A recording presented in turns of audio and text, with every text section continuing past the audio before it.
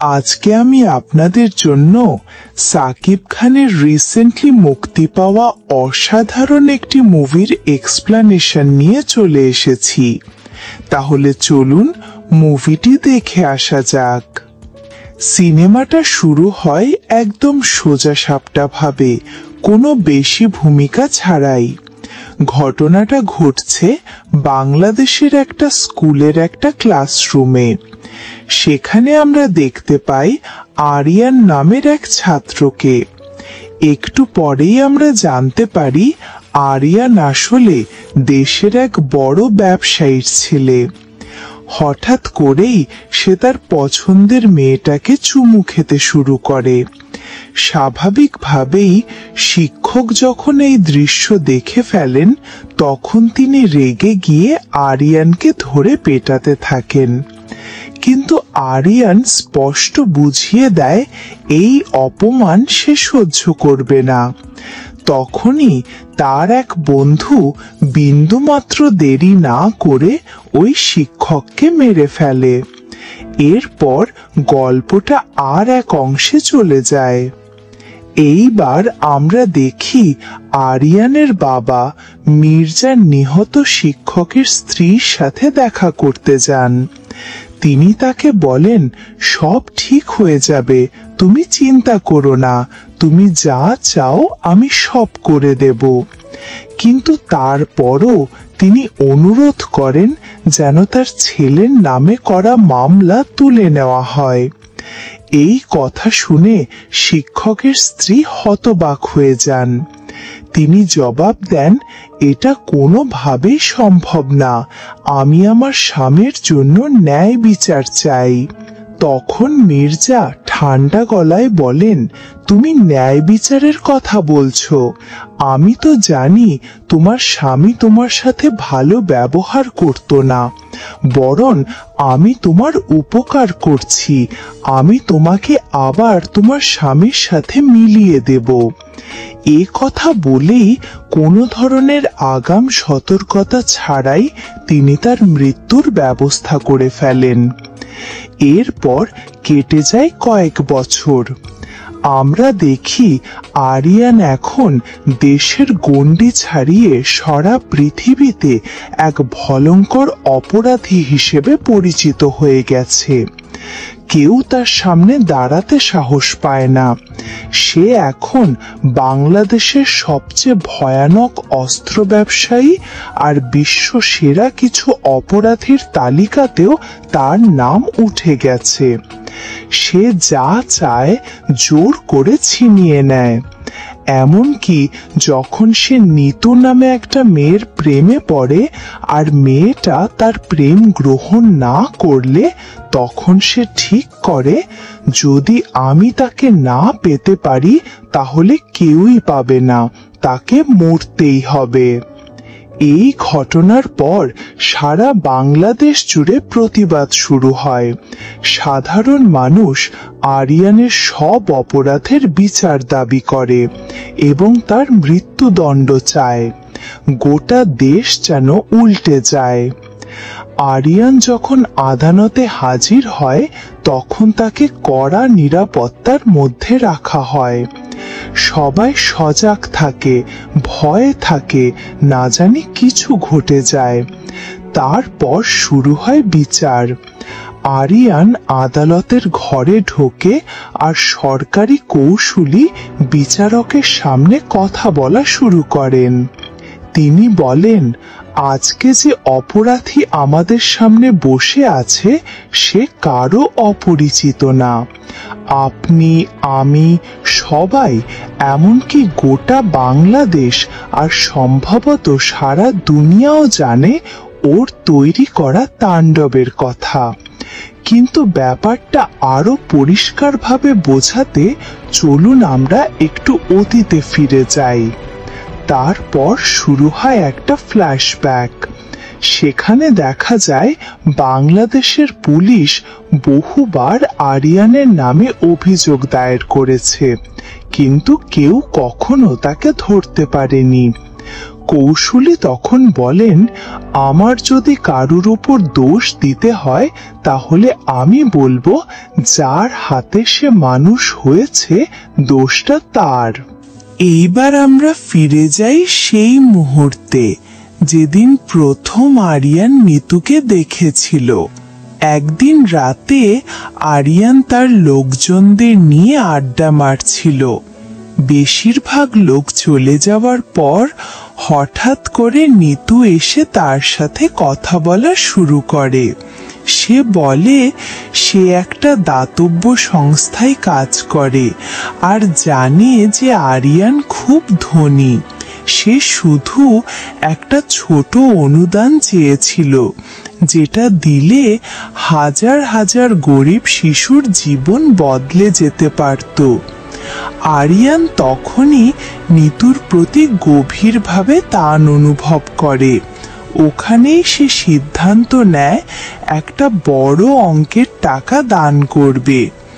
এটা শুনে নিতু চমকে ওঠে, কিন্তু তবুও আরিয়ান তার আগের অপরাধী জীবন ছাড়ে না। সে নিতুর জন্য জুসের মধ্যে চুপি চুপি কিছু মিশিয়ে দেয়, আর যখন নিতু অজ্ঞান হয়ে পড়ে তখন তাকে নিজের বাড়িতে টেনে নিয়ে যায়। তার শুরুতে উদ্দেশ্য খারাপই ছিল, কিন্তু মনের ভেতর কোথাও সে বুঝতে পারে নিতুর মধ্যে এমন কিছু একটা আছে যেটা সে আগে কোনো মেয়ের মধ্যে কখনো দেখে নাই। যদিও সে নিজের মনে বারবার অস্বীকার করছিল, কিন্তু সত্যি কথা হইল আরিয়ান প্রথম দেখাতেই নিতুর প্রেমে পড়ে গিয়েছিল। সময় গড়াতে গড়াতে সে বুঝতে পারে নিতু তার মনে এমন একটা জায়গা নিয়ে নিয়েছে যেখান থেকে আর ফেরা সম্ভব না। এইদিকে নিতুও হতভম্ব হয়ে যায়, ভাবতে পারে না এমন একজন ভয়ঙ্কর মানুষেরও ওর প্রতি ভালোবাসা থাকতে পারে। কিন্তু তখনও সে জানতো না আসলে আরিয়ান কে। একদিন এক লোক আরিয়ানকে নিতুকে গাড়ি থেকে নামিয়ে দিতে দেখে। সে তখন নিতুর কাছে গিয়ে বলে, তুমি জানো এই লোকটা কে? ও আরিয়ান, বিশ্বের সবচেয়ে বিপজ্জনক অপরাধীদের একজন। নিতু অবাক হয়ে জবাব দেয়, না, ও তো ভদ্রলোক, শুধু দাতব্য কাজের কথাই বলে। তখন লোকটা ওকে কিছু ভিডিও দেখায় যেখানে দেখা যায় আরিয়ান কতটা ভয়ঙ্কর কাজ করেছে। এই সব দেখে নিতুর মাথা ঘুরে যায়। তার মনের মধ্যে দ্বন্দ্ব তৈরি হয়। একদিকে তার মনে আরিয়ানের জন্য একটা অনুভূতি তৈরি হয়েছে, আর অন্যদিকে সে ভয় পায় যদি সে আরিয়ানকে ছেড়ে চলে যায় তাহলে হয়তো সে ওকে মেরে ফেলবে। শেষমেশ নিতু নিজের চোখেই দেখতে পায় আরিয়ানের আসল রূপ। তখন সে বুঝে যায় এতদিন যা জেনেছে ওটা শুধু ভয়াবহ সত্যের এক টুকরো মাত্র। একদিন হঠাৎ করেই কেউ আরিয়ানকে লক্ষ্য করে গুলি ছোড়ে। আরিয়ান সাথে সাথে প্রতিশোধ নেয়, গর্জে উঠে চিৎকার করে বলে, আজকে উম্মেহানির বাসায় অনেক বড় একটা দল ছিল, সবাই অস্ত্রধারী, কিন্তু তারা কেউই আমার সমান না। সে আক্রমণকারীদের বলে শান্ত হওয়ার জন্য, কিন্তু তারা শোনে না, গুলি চালাতেই থাকে। তারা জানতই না তারা কার সাথে যুদ্ধ করছে। আরিয়ান তখন নিজের বন্দুক বের করে একে একে সবাইকে মেরে ফেলে। সে শুধু গুলি চালায় না, একেবারে নির্মমভাবে পেটাতে থাকে, থাপ্পড় মারে। কেউ কাছে গেলেই তাকেই আক্রমণ করে। এই বিশৃঙ্খলার পর সে একটা কুড়াল বের করে নেয় আর ঠিক করে এবার কাউকেই ছাড়বে না, সবাইকে শেষ করবে। এই সময় নিতু গাড়ির ভেতরে চুপচাপ জমে বসেছিল, যেন ভয়ে তার প্রাণটাই বের হয়ে যাবে। সবকিছু শেষ করার পর আরিয়ান গাড়িতে গিয়ে বসে, চুপচাপ ঠোঁটে আঙ্গুল রেখে বলে, শান্ত থাকো, একটাও শব্দ কইরো না। এর কিছুক্ষণ পর সে জানতে পারে নিতু যেই কোম্পানিতে কাজ করত সেইখানের ম্যানেজার ওকে নিয়মিত চাপ দিচ্ছে আর হয়রানি করছে। এই কথা শুনেই আরিয়ান ঠিক করে সে ওই লোকটার সঙ্গে দেখা করবে। সে সরাসরি কোম্পানির হেড অফিসে যায়, ম্যানেজারকে শিকলে বেঁধে টেনে আনে আর বলে, এখন আমি তোমারে দেখামু আমি কেমন করে উঠতে পারি। সে ওই শিকল ম্যানেজারের গলায় পেঁচিয়ে পুরো অফিস ঘুরিয়ে টেনে নিয়ে যায়। তারপর বলে, এখন নিতুর সামনে ক্ষমা চাও। কিন্তু নিতু যা দেখছে তাতে সে একেবারেই খুশি না। ঠিক তখনই সে কিছু কথা বলে, যা শুনে আরিয়ানের হৃদয় কেঁপে ওঠে। নিতু বলে, হ্যাঁ, তুমি যখন প্রথম আমাকে দেখেছিলে তখন আমাকে শুধু শরীরের জন্য চেয়েছিলে। তোমার মনে হয়েছিল আমি তেমনই মেয়ে যারা তোমার মতো লোকদের যা খুশি তাই করতে দেবে। কিন্তু আমি তোমাকে চমকে দিলাম, কারণ আমি অন্যদের মতো না, আর আমি আর কখনো তোমার মুখ দেখতে চাই না। এই কথা শুনে জীবনে প্রথমবারের মতো আরিয়ান একেবারে ভেঙে পড়ে। সে হালকা গলায় বলে, আমি তোমাকে কোনোদিনও খারাপভাবে দেখিনি, আর যদি জোর করে তোমাকে কিছু করতে চাইতাম তাহলে অনেক আগেই করতাম। সত্যি কথা বলি, তোমাকে প্রথম দেখার দিন থেকেই আমি ভালোবেসে ফেলেছি। এটা এমন একটা অনুভূতি যেটা আমার মন থেকে পারাতে পারছি না। কিন্তু নিতু মুখ শক্ত করে জবাব দেয়, শোনো, তুমি আমাকে ভালোবাসলেও আমি তোমাকে ভালোবাসি না।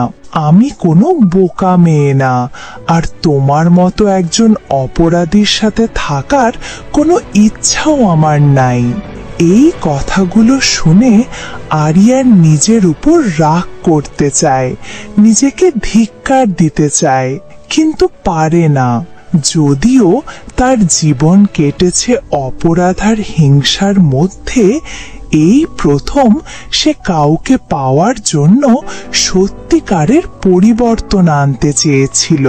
এই জন্যই সে সিদ্ধান্ত নেয় সে নিজের আসক্তি, রাগ আর অন্ধ আবেগের জন্য একটা পুনর্বাসন কেন্দ্রে যাবে, সেই ভালোবাসার জন্য যে তাকে বদলে দিতে শুরু করেছিল। শেষমেশ আরিয়ান একটা পুনর্বাসন কেন্দ্রে ভর্তি হয়। ওখানে ওর মাদক ছাড়ার লক্ষণগুলা ছিল খুব কষ্টের। শুরুতে ওর খুব সমস্যা হচ্ছিল, শরীর কাঁপা, ঘাম, মাথা ঘোরা। কিন্তু ধীরে ধীরে সে বুঝতে পারে নিতুর প্রতি ওর ভালোবাসা অন্য সব কিছুর চেয়ে বড়। ওর মনে হয় নিতু এই কষ্ট সহ্য করার মতোই একজন। সে নিজের সহকারীকে কড়া নির্দেশ দিয়ে বলে, আমার আব্বা ফোন করলে এই জায়গার কথা বলবা না, শুধু বলবা আমি ভালো আছি, একটু দুর্বল লাগতেছে। এই জন্যই সে সিদ্ধান্ত নেয় 2 দিনের মতো কাউকে না জানিয়ে বিশ্রাম নিবে। অন্যদিকে নিতুর মনেও আরিয়ানের জন্য কিছু একটা গড়ে উঠেছিল। যখন সে খবর পায় আরিয়ান নিজের ইচ্ছায় সবকিছু ছেড়ে রিহাবে ভর্তি হয়েছে এবং সেটা শুধু নিতুর জন্য, তখন সে নিজেকে আর আটকাতে পারে না। সে গিয়ে আরিয়ানকে দেখে আসে, এমনকি ওর জন্য খাবার নিয়েও যায়। এই ছোট ছোট ঘটনার মধ্যে দিয়েই তাদের দুইজনের সম্পর্ক একেবারে পাল্টে যায়। সবাই বুঝে যায় এই দুইজন একে অপরকে সত্যি ভালোবাসে। তারা জানতো না এই ভালোবাসা কোথায় নিয়ে যাবে, কিন্তু তারা ঠিক করেছিল যা কিছু হোক এই মুহূর্তগুলা তারা একসাথে উপভোগ করবে। কিন্তু বন্ধু, আমি তোমারে একটা কথা বলতে চাই, আরিয়ান কিন্তু আর আগের মতো ছিল না।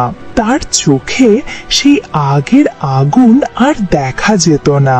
সে সব সময় চুপচাপ থাকতো, চিন্তায় ডুবে থাকতো। তার ভিতরের বিবেক যেন জেগে উঠেছিল। সে বুঝে ফেলেছিল আর কোনো ভুল সে করতে চায় না, ইভেন যদি তার জীবন অপরাধের মধ্যেই গড়ে ওঠে। একদিন মাজরা তার বিশাল প্রাসাদে এক জমকালো পার্টি আয়োজন করে। সে শহরের বড় বড় গ্যাং লিডার আর আন্ডারওয়ার্ল্ড লোকদের দাওয়াত দেয়। সবার নজরে পড়ে আরিয়ান আগের মতো ঠান্ডা, নির্ভীক না। কিছু একটা পাল্টে গেছে ওর ভিতরে। ওই পার্টিতে ছিল প্রিন্স নামের এক লোক, বাংলাদেশের সবচেয়ে কুখ্যাত গ্যাং লিডারদের একজন। আরিয়ান যখন নিতুকে পরিচয় করায়, প্রিন্স বাজে ব্যবহার করে। সে হঠাৎ সামনে ঝুঁকে নিতুকে চুমু খাওয়ার চেষ্টা করে। আরিয়ান সাথে সাথে ওর সামনে গিয়ে দাঁড়ায় আর বলে, ফিরে দাঁড়াও, এই মেয়েটা আমার সাথে, ও তোমার চেনা আগের মেয়েদের মতো না। প্রিন্স এ কথায় ক্ষেপে যায়। সে রাগে কিছু রুক্ষ কথা বলে ফেলে, যেন আরিয়ানকে অপমান করলো। ঠিক সেই মুহূর্তে আরিয়ান ওর কলার চেপে ধরে বলে, তুমি আমার বাসায় এসেছো, আমার উচিত তোমারে পেছনের বাগানে বেঁধে আগুনে ফেলে দেওয়া। প্রিন্স আর সহ্য করতে পারে না। ও রেগে উত্তরে বলে, তুই সীমা ছাড়িয়ে যাচ্ছিস। এই কথার পর আরিয়ান পুরো রাগে ফেটে পড়ে। সে ঠিক করে এবার পুরনো হিংস্র পদ্ধতিতে ফিরতে হবে, প্রতিশোধ নিতে হবে। সে নিজের লোকদের জড়ো করে সোজা প্রিন্সের বাসায় হামলা চালায়। ওখানে গিয়ে সে প্রিন্সকে জনসমক্ষে অপমান করে। এরপর আমরা দেখি প্রিন্স তার আব্বার সাথে বসে বলতেছে, আরিয়ান থামবে না, এখন আমাদের ওর ভাই ফারহানকে ডাকার সময় হয়েছে। একমাত্র ফারহান পারে ওকে থামাতে। আর বন্ধু, ফারহান কে সেটা বুঝতে গেলে আমাদের একটু পেছনে ফিরতে হবে। ফারহান ছিল বাংলাদেশের সবচেয়ে ভয়ঙ্কর অপরাধীদের একজন। একবার পুলিশ এক মহিলার ওপর নির্যাতনের জন্য তাকে ধরতে চায়। তখন পুরো দেশের সবচেয়ে শক্তিশালী এলিট ফোর্সকে নামানো হয়। তারা সবাই লাইনে দাঁড়িয়ে গাড়ি আর অস্ত্রসহ প্রস্তুত। কিন্তু ফারহান একাই সামনে গিয়ে দাঁড়ায়। সে এমন এক অস্ত্র বের করে যেটা কেউ আগে কখনো দেখে নাই, আর সে ওদের সবাইকে একাই ধ্বংস করে দেয়। সেই ঘটনার পর তার বাবা তাকে বাংলাদেশ থেকে পাচার করে দেয়, কারণ সে দেশে থাকলে একটা জাতীয় বিপর্যয় হয়ে যেতে পারত। তাই যখন প্রিন্সের বাবা এই কথা শুনে রাগে কাঁপতে থাকে, তখন তার একজন সহকারী এসে বলে, দেখেন স্যার, এই লোকটা আরিয়ান, ওরে ধ্বংস করার একটাই উপায় আছে। ও যেই মেয়েটারে ভালোবাসে সেইটার মাধ্যমে। আমি নিশ্চিত এই ধরনের পুরুষ সহজে কারো প্রেমে পড়ে না, আর পড়লে নিজের আত্মাটাও দিয়ে দেয়। তাদের বিশ্বাস ছিল নিতুর প্রতি আরিয়ানের ভালোবাসাকে অস্ত্র হিসাবে ব্যবহার করা যাবে। তাই কয়েকদিন পর যখন নিতু রাস্তায় হেঁটে যাচ্ছিল, হঠাৎ করে তার ওপর গুলি চালানো হয়। খবরটা শোনার সাথে সাথেই আরিয়ান পাগলের মতো দৌড়ে গিয়ে নিতুর কাছে পৌঁছায়। সে দেখে মেয়েটা রাস্তায় পড়ে আছে, জীবন আর মৃত্যুর মাঝখানে। সেই মুহূর্তে ওর মনে হচ্ছিল যেন কেউ ওর বুকের ভেতর থেকে হৃদয়টা ছিঁড়ে বের করে নিচ্ছে। আরিয়ান এক মুহূর্ত দেরি না করে নিতুকে কোলে তুলে নিয়ে সোজা হাসপাতালে নিয়ে যায়। সেখানে ওর মাথায় শুধু একটাই কথা ঘুরছিল, নিতু বাঁচবে তো? সেটা নিশ্চিত না হওয়া পর্যন্ত আর কিছু ভাবতেই পারে নাই। আর যখন নিতু একটু স্থির হয়, তখনই ওর মাথায় ঘুরতে লাগলো, এই ঘটনার পেছনে যেই থাকুক কাউকে না কাউকে শাস্তি পেতেই হবে। ডাক্তারেরা বলে নিতুর অবস্থা খুব খারাপ, একটা বড় অপারেশন লাগবে। অবশেষে সেই কঠিন অস্ত্রোপচারটা সফল হয়।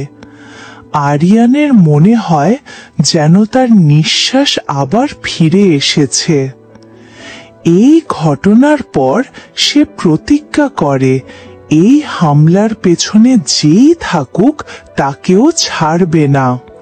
সেদিনই জানা যায় সাবু, যে ওর ঘনিষ্ঠ সহকারী ছিল, এই হামলার পেছনে জড়িত। কিন্তু আরো বড় ধাক্কা আসে যখন জানা যায় শুধু সাবুই না, ওর নিজের কাকাও, চাচা এই ষড়যন্ত্রের সাথে জড়িত। সেই কাকা ওকে বিক্রি করে দিয়েছিল প্রিন্স আর তার পরিবারের কাছে। এই বিশ্বাসঘাতকতার পর আরিয়ান আর পুলিশ বা আইনের উপর ভরসা করে না। সে নিজেই নিয়ন্ত্রণ হাতে নেয়। আরিয়ান একটা ছুরি নিয়ে গিয়ে যেই লোকটা নিতুকে গুলি করেছিল তাকে খতম করে দেয়। তারপর সেই লোকটার মোবাইল দিয়ে ওর চাচাকে একটা ফাঁদে ফেলে। ফোনে বলে, চাচা আমি বড় বিপদে পড়ছি, দ্রুত চলে আসেন। কাকা যেই আসে, আরিয়ান তার দিকে তাকিয়ে ঠান্ডা গলায় বলে, আমি যা ভাবছিলাম সত্য তার চাইতেও খারাপ, এখন তুমিও এর দাম দিবা। আর সেখানেই সে নিজের চাচার সাথেও নিষ্ঠুর ব্যবহার করে। এই ঘটনার পর আরিয়ান যেন একেবারে বদলে গেল। সে এখন ছিল একেবারে একটা খেপা বাঘের মতো। আর ওর বাবা বুঝতে পারছিল ওর ছেলে প্রেমে পড়ে পুরা সব উল্টে দিচ্ছে। তাই একদিন তার বাবা বলে, শোনো আমার ছেলে, যা হইছে সেটা ভুলে যাও, বাগদান করে ফেলো, সব পেছনে ফেলে সামনে এগিয়ে চলো। তুমি প্রতিদিন 2-3 জন মানুষ মেরে বাড়ি ফিরো, এইভাবে আর চলবে না। তিনি আরো যোগ করে বলেন, মন দিয়ে শোনো, যা হইছে সেটা এক জিনিস, কিন্তু সামনে যা আসতেছে সেটা আলাদা, সেটা সামলানো অনেক কঠিন হবে। তারপর আমরা এগিয়ে যাই বাগদানের দিনের দিকে, আশা নিয়ে সব ঠিকঠাক হবে। আরিয়ান নিতুকে ওর বাবার সাথে পরিচয় করায়। তখন হঠাৎ করে নিতু এক ঝটকায় দাঁড়ায়, লোকটারে অভিশাপ দেয়, পেছনে হেলে একটা সিগারেট ধরায় আর বলে, এই মুহূর্তটার জন্য আমি অনেক বছর ধরে অপেক্ষা করছিলাম। তোমার সময় শেষ বন্ধু, তুমি হয়তো ভুলে গেছো, কিন্তু এখন তার মাসুল দিতে হবে। এই জায়গাটাতে পৌঁছাতে হলে আমাদের অনেক বছর আগের কাহিনী জানতেই হবে। সেই সময়ে পুরো শহরটাই ছিল অপরাধীদের দখলে। তারা এক রাজনৈতিক দলের নেতাকে হত্যা করার জন্য ষড়যন্ত্র করে। এই কাজের জন্য তারা এক ধরনের মারাত্মক বোমা বানায় আর সেটা ওই নেতার যাওয়ার রাস্তায় পুঁতে রাখে।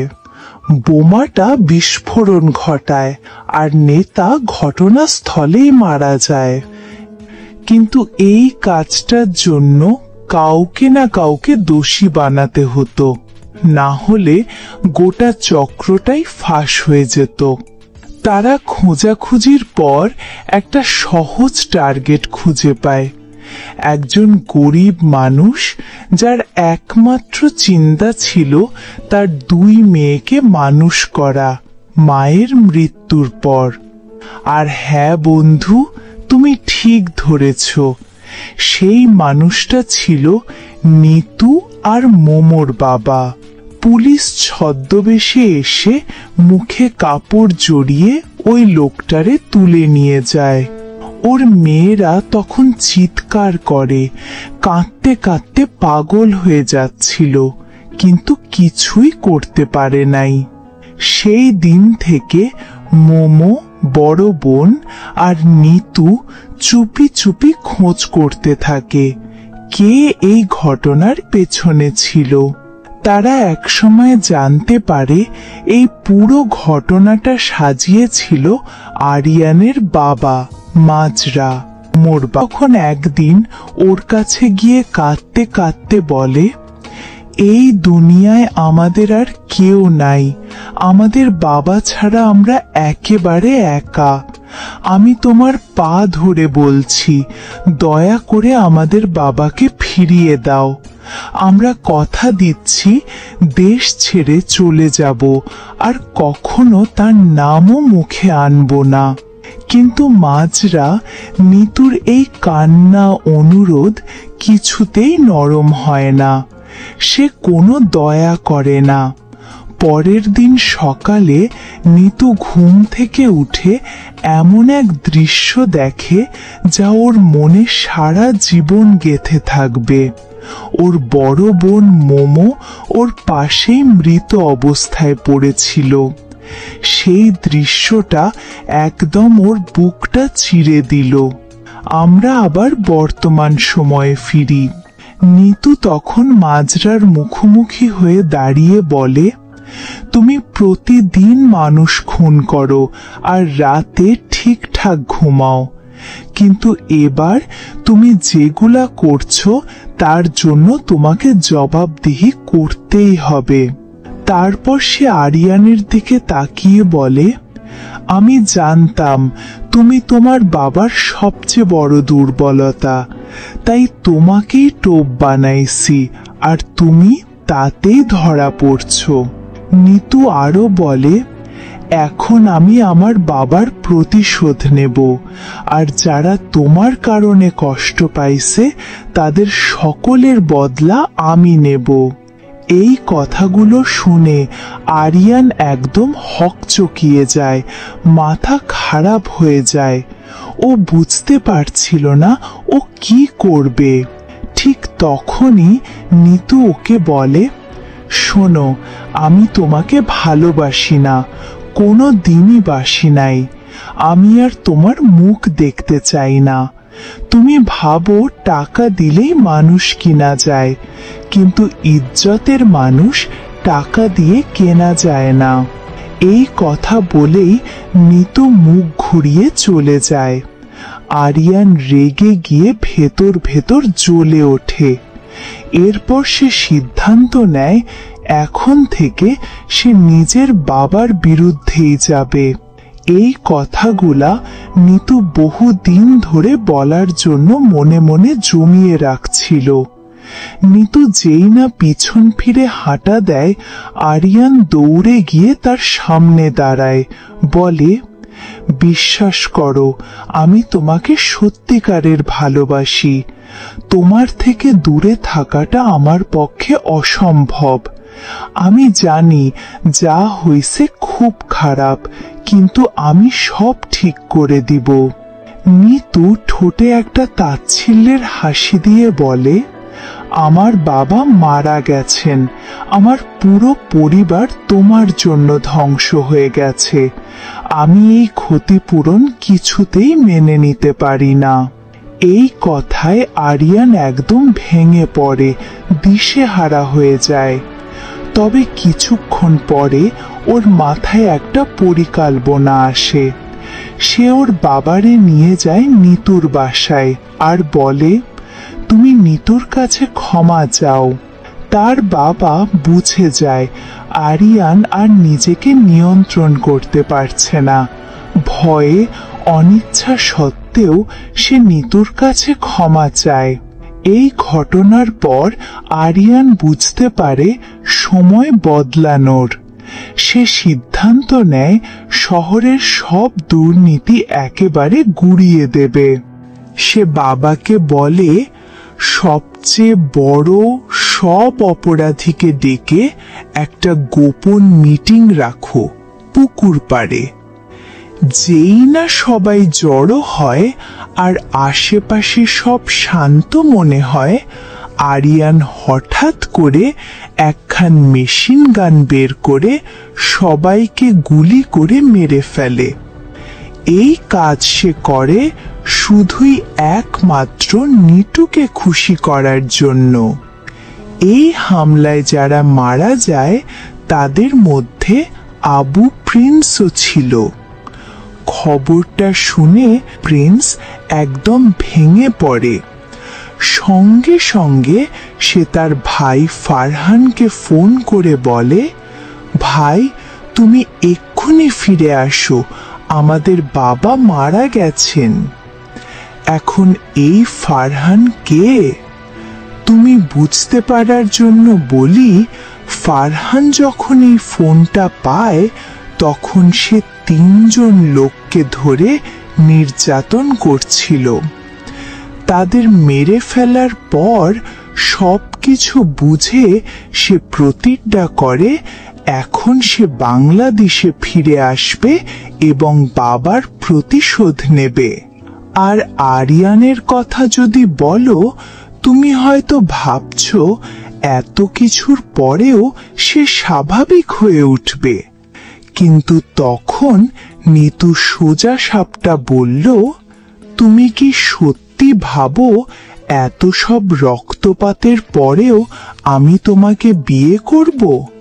একজন খুনি পুরুষ যার হাত রক্তে ভেজা? এই কথাটা শুনেই আরিয়ান ভিতর থেকে একদম ভেঙে পড়ে। সে চিৎকার করে বলে, তুমি কি চাও আমি তোমাকেও মেরে ফেলি? তা না হলে তুমি থামবা না, তাই না? এই কথা বলেই সে পাগলের মতো বেরিয়ে যায়। নিতু তখন তার পেছনে দৌড়ে এসে বলে, বিশ্বাস করো আমি তোমাকে ভালোবাসি। সে ফিরে তাকায়, চোখে জল নিয়ে বলে, আমিও তোমাকে ভালোবাসি। কিন্তু তখনই সে বুঝে যায় নিতু ওর আবেগ নিয়ে খেলেছে, শুধু ওর দুর্বলতা জানার জন্য। এই অনুভব, এই বিশ্বাসঘাতকতা আরিয়ানকে একদম ভিতর থেকে ভেঙে দেয়। সে সেই জায়গা ছেড়ে চলে যায়, আবার ড্র্যাগে ফিরে যায়, আর তার জীবন ডুবে যায় দুঃখ, অনুশোচনা আর একা একা পুড়ে মরার মাঝে। ও জানতো না যে ফারহান ইতিমধ্যেই বাংলাদেশে ফিরে আইছে, আর আসল লড়াই এখন শুরু হইতে চলেছে। ফারহান মজা করার জন্য আসে নাই, সে সাথে সাথেই তার লোকদের হুকুম দিল, আরিয়ানরে জীবিত অবস্থায় ধরো, মায়ের দিয়ে আনো। আরিয়ান তখন মাদকাসক্ত, আধা অজ্ঞান অবস্থায় ছিল, তাই ওরে ধরা একরকম সহজই ছিল। তারা ওর গাড়ি উল্টায় দিছে। আরিয়ান আবার জীবন মৃত্যুর মাঝামাঝি ঝুলে যায়। অনেকগুলা অপারেশন হয়, পরে সে এমন এক মানুষে পরিণত হয় যারে আয়নায় দেখলেও নিজের মনে হয় না। এদিকে ফারহানের কথা যদি বলো, শুরুতে সে ঠিক করছিল নিতুরে মাইরা ফেলবে, কিন্তু ওকে প্রথমবার দেখার পরে ফারহানোর প্রেমে পড়ে যায়। প্রিন্স তখন বলে, তুই কি পাগল হইছিস? এই মাইয়া হইল আমাদের আব্বার মৃত্যুর কারণ, তোকে ওরে খতম করতেই হইব। কিন্তু ফারহান নিজের অনুভূতি দমন করতে পারে না। সে সিদ্ধান্ত নেয় নিতুরে বিয়ে করবে। আরিয়ান যখন এই খবরটা জানে, তখনও সে বলে, যদি আমি ডুবে যাই তয় সবাইকে আমার সাথেই লইয়া ডুবুম। সে হেলিকপ্টারে করে সশস্ত্র লোকদের লইয়া ওই বিয়েতে হামলা চালায়। এখন আমরা ফিরে যাই সিনেমার একদম শুরুতে, যেখানে আরিয়ান অস্ত্র হাতে আকাশ থেকে নামে। চারিদিকে বিশৃঙ্খলা। সে নামে আর কেউই ওরে থামাইতে পারে না। শরীরে আঘাত নিয়েও সে একে একে রক্ষীদের মারতে থাকে। প্রথমে একজন, তারপর দুইজন, তারপর তৃতীয় জনের মাথায় কুড়াল চালায়। ফারহানের অস্ত্রধারী লোকেরাও ওর সামনে কিছু করতে পারে না। নিতু দূর থাইকা সব কিছু দেখতেছিল। ভয়ের মাঝেও তার মুখে এক ধরনের আবেগ খেলে যাচ্ছিল, কারণ ও এখনো আরিয়ানরে ভালোবাসে। সে যেই সিদ্ধান্ত নিছে সেটা প্রেম থেকে না, রাগ থেকে নিছে। আরিয়ান এক একটা প্রতিশোধে জ্বলতে জ্বলতে আগায়, সামনে যে আসে তাকেই শেষ করে দিচ্ছে। সব শেষে শুধু ফারহান বাকি থাকে।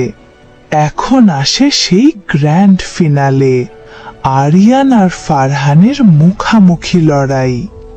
দেখতে প্রথমে মনে হয়েছিল আরিয়ান আগের মতো শক্তিশালী নাই, কিন্তু ভেতরের জ্বালা, কষ্ট আর প্রতিশোধের আগুন ওর ভেতর একটা নতুন শক্তি আনছিল। সে ফারহানকে মাটিতে ফেলে তার উপর ওয়াইন ঢেলে আগুন লাগায়। তারপর সে নিতুর দিকে ফিরে বলে, এই রূপ আমি নিজে বানাই নাই, তুমি বানাইছো। আমি এখন আর জানি না আমি কে, কিন্তু আমার হৃদয়েরে মাফ করে দিও। আমি এখনো তোমারে মিস করি, তোমারে চাই, আর তোমায় ছাড়া বাঁচতে জানি না। এই কথা কইয়া আরিয়ান নিজেই নিতুকে গুলি করে। তারপর সেই ওরে আবার বাঁচাইতে চায়, বুকের মধ্যে তুলা নেয়, কান্না করে, কিন্তু অনেক দেরি হইয়া গেছে। নিতু মৃত্যুর আগে আরিয়ানের চোখের দিকে চেয়ে বলে, বিশ্বাস করো, তুমি ঠিক কাজটাই করছো। আমিও মনে মনে এটাই চাইছিলাম। এরপর আমরা আবার ফিরে যাই সিনেমার শুরুতে, আদালতের বিচারের দৃশ্য। আরিয়ানের উকিল তখন বিচার করে বোঝাইতে চাইতেছে, আমার মক্কেল মানসিকভাবে অস্থির ছিল, পুরোপুরি সচেতন অবস্থায় কাজ করেনি। কিন্তু আরিয়ান নিজের হাত তুলে বিচারকের দিকে তাকিয়ে বলে, আমি কঠিনতম শাস্তির যোগ্য। আমার উকিল যেটা কইতেছে আমি সেটার সাথে একমত না। আমি নিজের ইচ্ছাতেই পূর্ণ হুঁশে নিতুরে খুন করছি, এই হাত দিয়া করছি। এই কথা শোনার পর আদালত থেকে আরিয়ানরে ফাঁসির রায় দেওয়া হয়। পরে দেখা যায় সে জেলখানায় নিজের কক্ষের ভিতরে চুপচাপ বসে আছে, নিজের কৃতকর্মের কথা ভাবতেছে। তার মৃত্যুদণ্ডের দিন সে নিজেই হেঁটে ফাঁসির মঞ্চে যায়। আর ঠিক ওই সময় তার বাবা একটা চিঠি পড়তেছিল, যেটা আরিয়ান ওরে আগেই দিয়া গেছিল। চিঠিতে লেখা ছিল, আমি জানতাম না এই বোঝাটা এত ভারী হইবে, কিন্তু এখন আমি শান্তিতে আছি, কারণ আমি যা করছি তার মূল্য আমাকে দিতেই হতো। আর এখানেই সিনেমাটি শেষ হয়ে যায়।